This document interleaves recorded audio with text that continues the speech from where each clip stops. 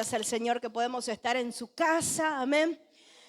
Ya vamos transitando el mes 8, que ya se está terminando incluso el mes 8. Ya nos queda nada, cuando en un abrir y cerrar de ojos vamos a estar cantando Feliz Navidad y ya, ¿verdad? Y ya se pasó de vuelta otro año más, otro año, y este año realmente ha sido marcado grandemente, creo que a todas nuestras vidas. La semana pasada me tocó estar en Rosario. Había un encuentro allí de la compañía de la profeta Verónica. Después nos quedamos en la iglesia ahí del pastor Hugo. Estábamos conversando con mi cuñada, con Hugo, y hablábamos acerca de que este año definidos, que si bien es definidos, habla de definición, de acción, de tomar grandes decisiones, pero también decíamos, pero viene muy acompañado. Si el año pasado decíamos intensamente, lo he sentido que este año es como que se multiplicó la situación. No sé si les ha pasado de pensar, este año me parece que fue intensamente 2. Intensamente 2, así como la película, ¿no? Intensamente 2 este año. Porque en esa cuestión de definición que tiene mucho que ver, gracias Jackie, que tiene mucho que ver con la actitud personal, y que lo que hagamos nosotros de definición, lo que tomemos, las decisiones que tomemos nosotros, porque es muy personal, afectará no solo a nuestras vidas, sino a nuestro entorno. Afectará a nuestra familia y también a los que nos rodean, y acá como somos una familia y parte del cuerpo de Cristo también. Entonces la decisión que tomes me va a afectar a mí, la decisión que yo tome te va a afectar a vos también. Es así, somos un cuerpo. Entonces este año definidos intensamente, o intensamente definidos me parece que debería ser, porque ha sido así, ¿no? Así que, y no sé si ya empezaste o tienes por costumbre o no, o capaz que va el aire por allá y vamos por allá, se respira por allá y voy por allá, o te pusiste a hacer algún tipo de balance en lo que va en este año, en lo que va y lo que falta por terminar, es decir, se me termina este año y en qué tengo que tomar, en qué falta tomar decisiones para definirme al 100% por Cristo o no. Entonces, espero que tengas esa buena costumbre, y si no, es como que te digo, a veces me da la sensación, a veces hablo, cuando estoy hablando con algunas personas o en consejería, de repente le digo algo y me dice, nunca me había dado cuenta de eso. Y bueno, quizás esto no te diste cuenta y ahora sí te des cuenta de que es necesario hacer balances en nuestras vidas, porque en un balance recapitulás, ves qué es lo que fue pasando y qué pasará a partir de ahora con las decisiones que estoy tomando. Así que es importante, porque en este año definidos van a seguir sucediendo cosas impresionantes que van a marcar a nuestras generaciones. Amén. Pero bueno, el tema de hoy tiene que ver, todo tiene que ver con todo, y es hablar acerca de un pasaje muy conocido en el libro de Jeremías. Voy a leer un verso y después usted sígalo leyendo en su casa si tiene el buen hábito de leer la Biblia. El cristiano que tenga el buen hábito de leer la Biblia, léala. Jeremías capítulo 18, voy a leer el primer verso. Jeremías capítulo 18.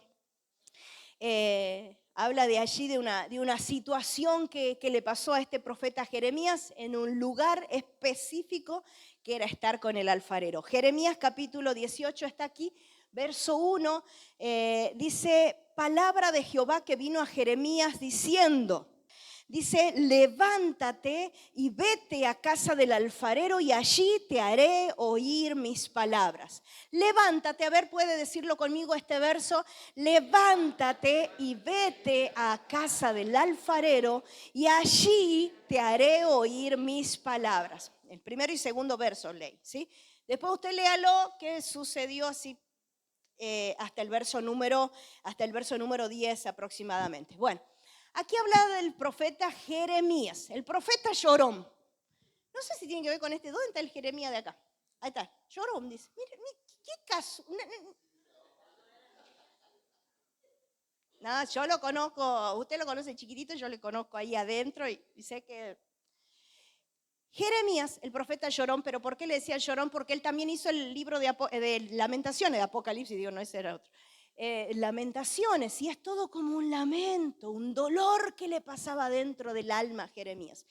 Y este profeta llamado por Dios, que uno cuando ve en los primeros capítulos, a mí me fascina de ver el llamamiento de Jeremías, es una de las cosas más espectaculares que leí, ¿no? Acerca del llamamiento. Pero este profeta Jeremías, como uno como de tantos profetas enviados por el Señor, un profeta solitario, un profeta perseguido, cuestionado, porque el que camina verdaderamente en Cristo le pasa estas cosas. Solitario, perseguido, cuestionado, no porque se buscó el problema y que el que está apartado, sino por causa de Cristo. Por causa de Cristo, uno después lee que justamente en bienaventuranzas también nos dice, por causa de Cristo. Bienaventurado si por causa de Cristo sos perseguido. Si por hacer el bien sos perseguido. Si por buscar la paz sos perseguido. Si por hacer lo bueno delante de Dios y agradar a Dios sos perseguido, bienaventurado. Y a este hombre le pasó eso, a este profeta Jeremías.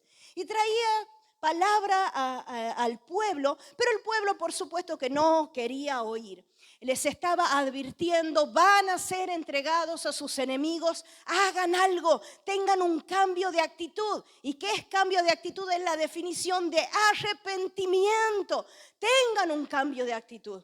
Tengan un cambio de actitud. Es necesario que Dios vea que verdaderamente se han arrepentido de los pecados, de la idolatría, de todo lo que hacen, haciendo de cuenta que Dios no existiera, y se manejaban de esa manera muy parecida. O sea, los tiempos serán miles de años atrás, miles de años adelante, y más o menos es lo mismo, con algunos matices diferentes nada más por tiempos actuales, pero de igual manera el ser humano hace lo que quiere, y mejor si lo tiene a Dios de lado, o más lejos lo tiene, mejor aún.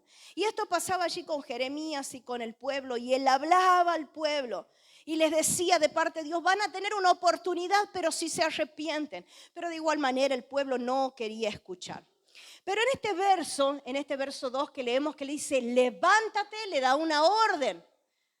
Levántate y vete. Levántate y vete. Una acción proactivo. Moverse, no estar en el mismo lugar de siempre. Algo que siempre les digo, especialmente al grupo de liderazgo y la gente cercana que trabajo, les digo, el movimiento es vida. Estar quieto en un lugar para siempre, tarde o temprano trae muerte, porque no se renuevan las cosas, no se renuevan las aguas. Entonces le dice el Señor a Jeremías, le dice, levántate y vete, móvete, entra en acción. Levántate y haz lo que tenés que hacer, lo que te estoy ordenando, ponete en movimiento. Y entonces, y solo entonces, te voy a hacer escuchar lo que yo quiero decirte. Pero primero hace esto. Jeremías era un definido, estábamos hablando y comencé hablándoles acerca de la palabra de este año, definidos. Jeremías era un definido, por eso fue obediente. Al definido no le cuesta ser obediente. ¿Hola? Al definido no le cuesta ser obediente. Al definido no le cuesta ser obediente. Toma la decisión, es algo natural. Al que es obediente hace las cosas por su naturaleza, sin cuestionar. Al definido es obediente, toma la decisión y lo hizo. Así hizo Jeremías. Algo que en la profeta la semana pasada nos estaba contando acerca de un testimonio. Y algo nos contaba acerca de que le había hablado a una persona que tenía que ingresar al pastorado, y entonces y le decía, tenés dos opciones, ingresar o por pasión, que pasión yo lo veo igual a definido, o por imposición, que puede ser, bueno, aunque sea por obediencia, empezar por eso. Porque hay algunos que pasa eso, empieza por obediencia, sí, yo obedezco. Lo hago por obediencia y después terminas apasionado. Hay otro que el definido rápido no tiene drama. Pero el que cuesta y el que es más terco y testarudo puede empezar. Te doy un consejo en esta tarde. Puedes empezar por obediencia hasta que después tu pasión sea Cristo y no tengas que decirlo, oh, estoy sufriendo que lo hago por obediencia. Por imposición o por pasión. Pero hacelo Hacé lo que Dios te está pidiendo. Hacé de una vez por todas lo que Dios te está pidiendo. Y esto pasó con Jeremías. Entonces a Jeremías le dice, levántate y vete. ¿A dónde? ¿A casa de quién? Del carpintero. Del aguatero. ¿De qué mastero? No, del alfarero. Vete a la casa del alfarero y allí te haré oír mis palabras. Y después el Señor, cuando uno empieza a leer a los siguientes versículos, le dice, mira lo que va a hacer el alfarero. Entonces, mira, está atento, te voy a mostrar una señal. Y a veces el Señor nos hace señales con señales de humo. Te habla uno, te habla el otro, te habla el Señor desde su palabra de aquí. Al abrir la Biblia y te habla. Escucha una canción, te sigue hablando. Pasa un pajarito y lo escucha. ¿Qué me está diciendo? De todas maneras. Y lo mismo nunca la ves. No la ves. Ciegos. Completamente hay tanta ceguera que nunca hay revelación de lo verdadero. Porque hay ceguera espiritual. Entonces le dice, estate atento porque yo te voy a mostrar algo. Te voy a mostrar una señal. Ahí te lo voy a poner delante de tus ojos, qué es lo que tengo para decirte. Entonces por eso lo lleva a la casa del alfarero. Y este alfarero era un artesano que trabajaba con sus manos. Hoy en día ya no es lo mismo que antes. Ahora todo está hecho con derivados del petróleo. Por lo tanto, no se necesita el alfarero, lamentablemente, pero quizás en algunos lugares todavía lo usan. Hay culturas que todavía lo usan mucho y si no, ¿qué tenés que ir a Tafí del Valle o algo a buscar alguna vasijita o algo, ¿verdad? De arcilla, porque si no, o sea, no es que vas a ir al bazar o vas a ir al de la esquina, antes era la regional, ¿no? Ahora, ¿cómo es que se llama? Zoom. Entonces, voy a buscar un platito. ¿Qué te van a vender? Un plato de vidrio. No uno, de hecho, aquí está el artesano, acá atrás está la puertita, el artesano está trabajando con la cosa, con la piedra, No, ya no existe eso. Pero en ese momento sí era imprescindible el trabajo que hacía el alfarero, ¿sí? Este tipo de artesano que trabajaba con la arcilla, con el barro y daba forma a las cosas. Todo lo que había en la casa se necesitaba de algo que tenga que ver con el alfarero, las cosas de metal, solamente gente de mucho dinero, gente de la realeza, pero de ahí todos los comunes y corrientes como nosotros tenían las vasijitas de barro. De diferente manera, por supuesto, pero cosas de barro y de arcilla. Era necesario para guardar, para proteger los alimentos, para conservar, hasta para enfriar el agua y tenerla fresca, para líquidos, alimentos, para todo era necesario. Así que el alfarero era alguien muy conocido, entonces Dios lo llevó allí para que vea. Es muy parecido a lo que después Jesús hacía cuando estaba en la tierra, cuando contaba de las parábolas, porque les contaba de cosas o hablaba de cosas que se daban cuenta, la gente decía, me está hablando el sembrador, sí, allá lo vi. O después el apóstol Pablo que habla del soldado de estar revestido con toda armadura, y claro, si vivían llenos de soldados por todos lados, sabían de lo que hablaba. Y aquí a Jeremías también le pasa lo mismo, lo lleva a un lugar que sabían a lo que se refería, iban a poder comprender. Y bueno, aquí, a partir de aquí es que nos damos cuenta cómo el Señor en ese momento quería hablarle al pueblo, que entiendan, algo va a suceder, algo está por suceder. Hace unos años atrás, el Señor entregó esta palabra a la profeta Verónica y nos dijo y nos habló acerca de sucesos divinos porque iban a pasar cosas extraordinarias, cosas fuera de lo común, que fue lo que pasó la pandemia y después más adelante también en los siguientes años.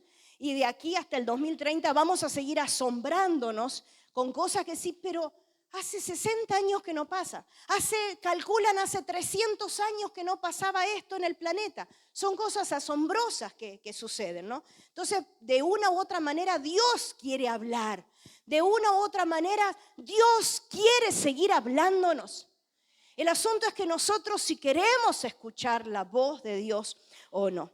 Entonces lo lleva allí con el alfarero porque algo tenía para decir.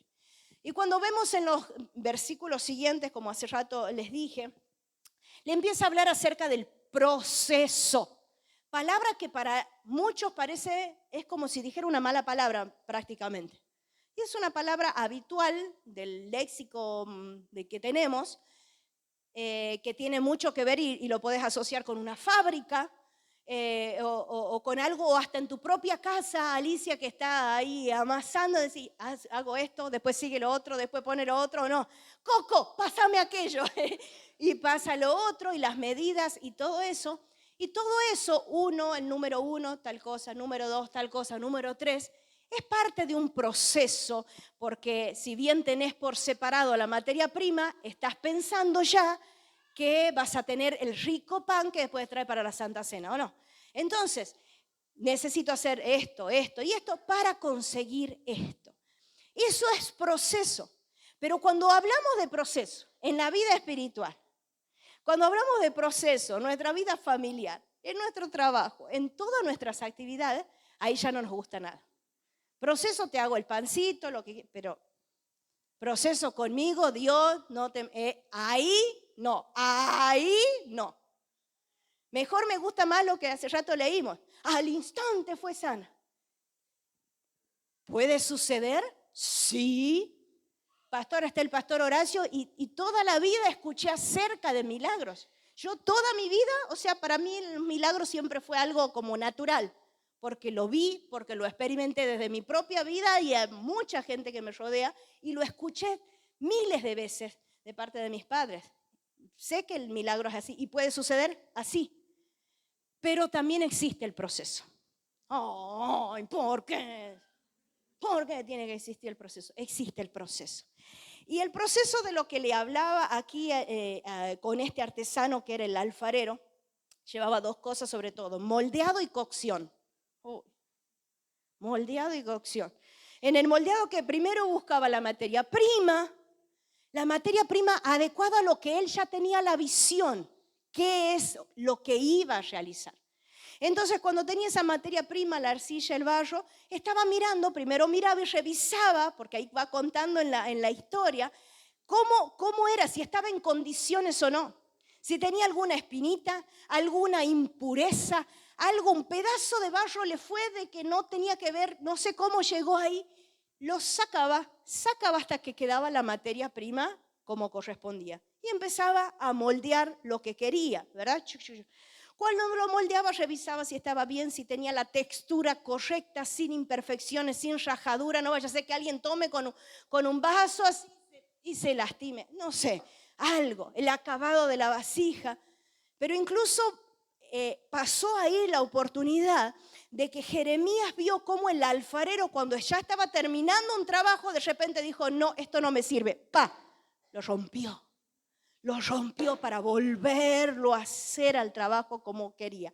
Hacer de nuevo otra vasija. Buscaba un estándar que le sirviera, que cumpliera el propósito por el cual él primero lo pensó. Buscaba el estándar. No era lo mismo hacer una vasija para contener agua y que esa agua se conserve fresca. Antes no había hielito, no sacaba del freezer el hielito sino si tenían agua fresca, conseguían agua fresca del pozo, para mantenerla tenía que ser una vasija bastante gruesa para poder mantener y que no entre el calor. Pero quizás la vasija para contener la leche era diferente. Entonces, tenía que tener un estándar. Pensó en algo y cómo lo hacía. Entonces, si era necesario romperlo, lo rompía y lo volvía a hacer. Proceso.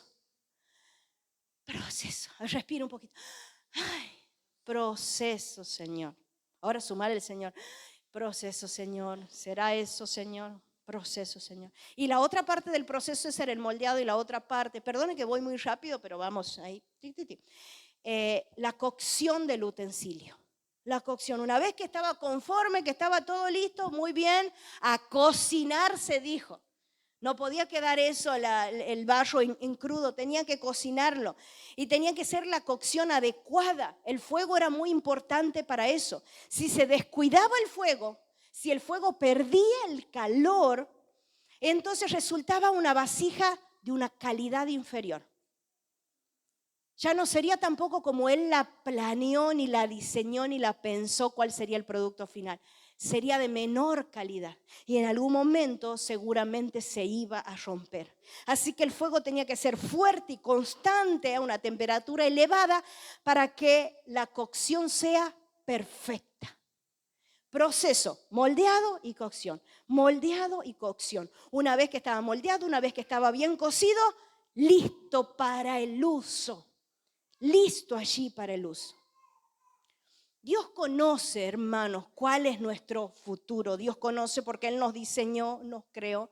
¿Cuál es el destino que tenemos cada uno de nosotros? Él lo preparó, Él lo visualizó. ¿Y saben qué? A muchos de los que estamos aquí, quizás hasta ya te fue revelado qué es lo que Dios quería en un producto final o ya casi final o útil y apto para su obra. Pero es necesario que nos decidamos a que tenemos que dejar de seguir escapándonos del proceso. Basta de seguir escapándonos del proceso. En esa cuestión que hace rato, porque miren los pasajes qué diferentes a los que primero leí, que la mujer en un instante fue sana, fue voluntad de Dios que pase eso, pero aquí estamos hablando de otra cosa. Estamos hablando a futuro. Estamos hablando en algo que marcará no solo nuestras vidas, sino nuestras generaciones. Por eso empecé hablando de definidos.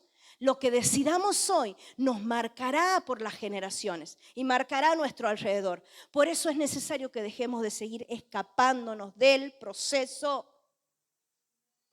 A ver si alguien después me viene de vuelta a pedir consejería después de lo que estoy diciendo. Deja de seguir escapándote del proceso. Si es un proceso enviado por Dios, si es un proceso que lo tenés como consecuencia de malas decisiones, pedí perdón al Señor, misericordia, arrepiéntete y Dios te dará una nueva oportunidad. Son cosas diferentes. Estoy hablando de otro tipo de proceso, del proceso de aquel que anhela ministerio, o como dice en Timoteo, del que el que anhela obispado, el que anhela algo, bendecir a los demás de otra manera. Ser alguien más en el cuerpo de Cristo, en la iglesia de Cristo, allí afuera donde te están tantos esperando.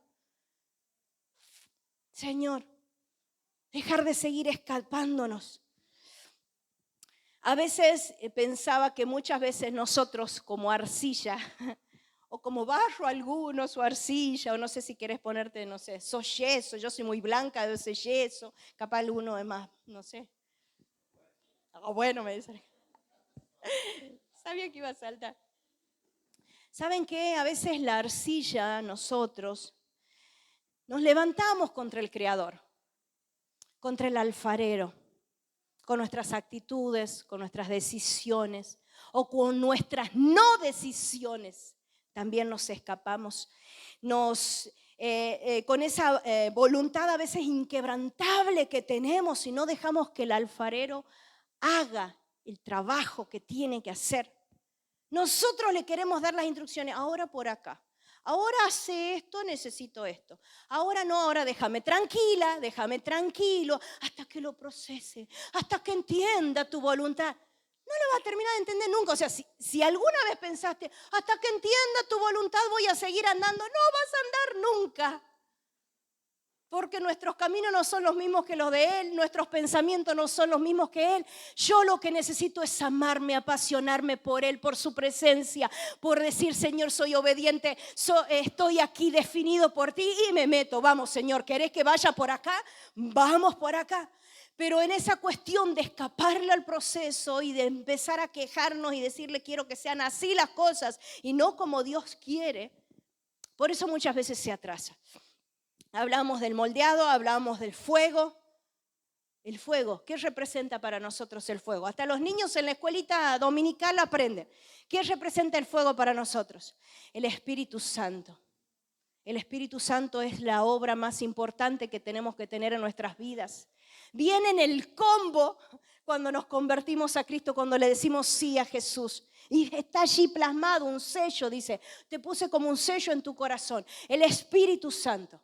Pero está la cuestión de mantenerlo al fuego encendido o de hacer que baje, se desvanezca ese fuego, de manera que todo lo que haga no va a ser con un producto de calidad, sino que se pierde. Dice Hechos 1:8, pero recibiréis poder cuando haya venido sobre vosotros el Espíritu Santo. Es necesario mantener ese poder. ¿Cómo? Manteniendo al Espíritu Santo vivo en nuestras vidas. El fuego de Dios vivo en nosotros. Cuando está menguando entonces el fuego, las cosas ya no son eficaces. Cuando mengua el fuego en nosotros, todo lo que hacemos va a ser que una categoría menor que la que Dios planificó para nosotros y para los frutos que demos. Es bastante serio, es bastante serio.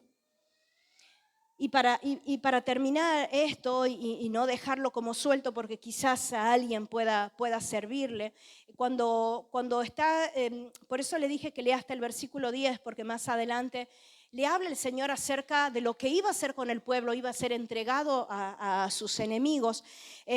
¿Por qué? Porque había un juicio que había sido determinado sobre el pueblo, pero entonces si se arrepentían, Dios decía, voy a pensar, voy a ver si cambio ese juicio contra ustedes. ¿Sí? Entonces, un corazón dispuesto, una renuncia a mí mismo y aceptar el diseño y lo que Dios quiere y el proceso y de vuelta lo que Dios quiere para mi vida, puede hacer cambiar de situación o puede hacer cambiar de opinión a Dios sobre nosotros. Es decir, ya está, voy a intervenir para cambiar esta situación.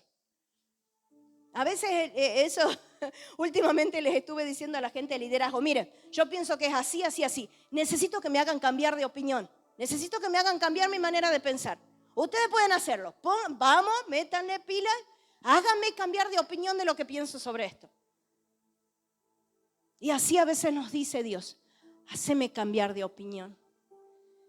Dios siempre nos va a amar, o sea, Él no deja de amarnos porque pequemos, porque no cumplamos el propósito. No, nunca dejará de amarnos. Él no es ser humano como nosotros. Nunca deja de amarnos. Pero, llegar a completar su diseño es otra cosa. Eso ya va a ser parte de mi voluntad entregada a Dios. Tenemos la oportunidad de revertir estos juicios. ¿Cómo? Acercándonos a Cristo. El acercarnos, el pedir perdón. Jesús nos limpia con su sangre y ya está. Seguí adelante, deja de dar vuelta con la culpa. Deja de seguir arrastrando la culpa y el pesar. Seguí adelante. Entonces así vamos a llegar a la estatura de lo que Cristo quiere. ¿Cómo? Entrando a casa del alfarero. ¿Vieron lo que les dijo? Estaba el versículo 2, ¿me lo pones de vuelta, Richard, por favor? Dice, levántate y vete a casa del alfarero. Ve a casa del alfarero y allí te voy a hacer escuchar lo que tengo para decirte. Te voy a mostrar mi corazón. Hacelo. Entra a la casa del alfarero. Hermano, entra a la casa del alfarero. Entra. Tienes dos opciones. O entrar o seguir escapándote. En la puerta nadie se puede quedar. ¿Quién vive en la puerta? ¿Alguno de ustedes vive en la puerta? ¿Vive en la puerta de su casa? ¿En la puerta? ¿Alguien vive en la puerta? Oh, la puerta. Te extrañé. A ver, movete un poquito y a dormir acá. Tráigame el plato de comida acá. Nadie vive en la puerta. O se entra o se sale de un lugar. No podemos vivir toda la vida en la puerta. En algún momento nos tenemos que decidir. Más vivimos como a veces un pasito afuera que un pasito adentro. Varias veces me ha tocado en consejería de repente plantear cuando alguien viene y me dice y me cuenta taca. Entonces plantearle desde otro lugar, desde lo espiritual. Mira, me parece que pasa esto. ¿En serio? Bueno, ¿y ahora qué hago? Y bueno, entonces te digo, bueno, vamos a hacer esto. Vamos a trabajar de esta manera. Hacemos así, así, así. Queda de parte de cada uno aceptarlo o no. Cada uno es libre. Libre soy, libre. Podés hacer lo que quieras. Entrar o salir. Entrar al alfarero o quedarte afuera. Entrar o salir. La decisión de entrar o no al taller va a ser la diferencia. ¿Cuál va a ser la diferencia? Esto. Y allí te haré oír mis palabras. Con el alfarero se escucha el corazón de Dios. Allí sí se sabe realmente qué es lo que Dios quiere. En la puerta y afuera, menos para escuchar. Allí te hará oír, dice el Señor. El hacer o no la voluntad de Dios hace que pueda tener una relación diferente con el Señor. En el lugar que Dios quiere, allí me habla desde su corazón.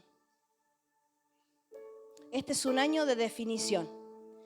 De acción y de tomar decisiones. ¿Dónde estoy? ¿Entrar o quedarme afuera?